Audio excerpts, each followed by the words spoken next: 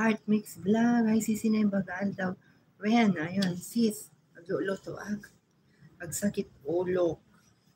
Nabanugag. Idi kalman. Sige, puntahan kita Heart Mix Vlog. Agluto aktiboriti po. Gulay. Hi, sisi na imbag daw. Naimbag din nga daw. Ayun. Mamaya pagkatapos kong magluto, magpapahinga ako. Parang masama yung pakiramdam ko.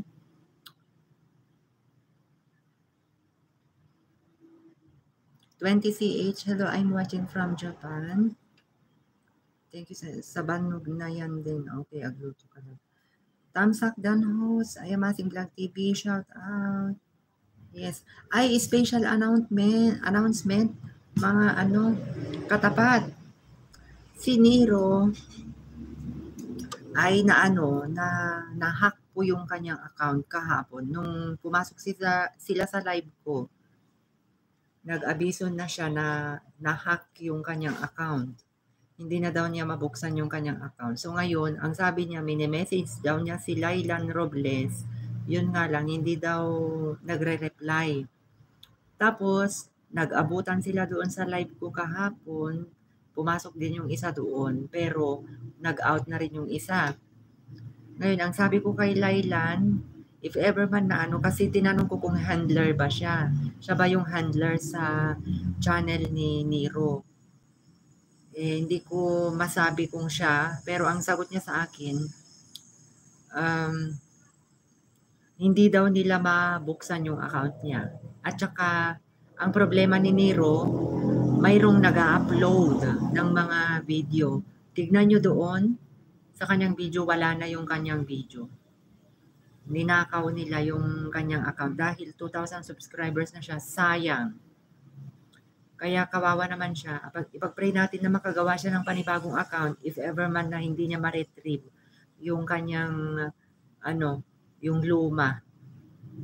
Kasi sayang, kawawa siya. Kaya naawa ako kahapon. Pumasok sila sa live ko nung nagpipintura ako kahapon doon sa kabila.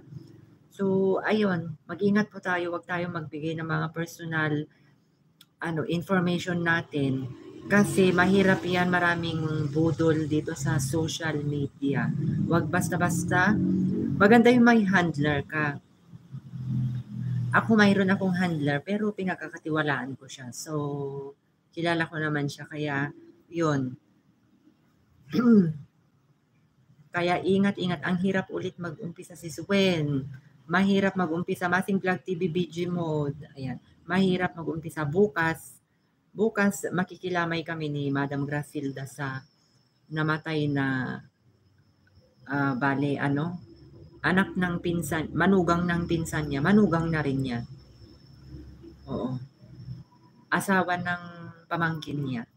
So makikilamay kami bukas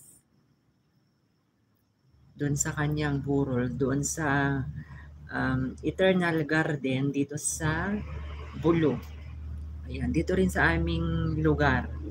So makikilamay kami bukas sa yumaong anak ng pamangkin ni Madam Gracilda. Asawa ng pamangkin ni Madam Gracilda pala. So ayan lang mga kalisten. So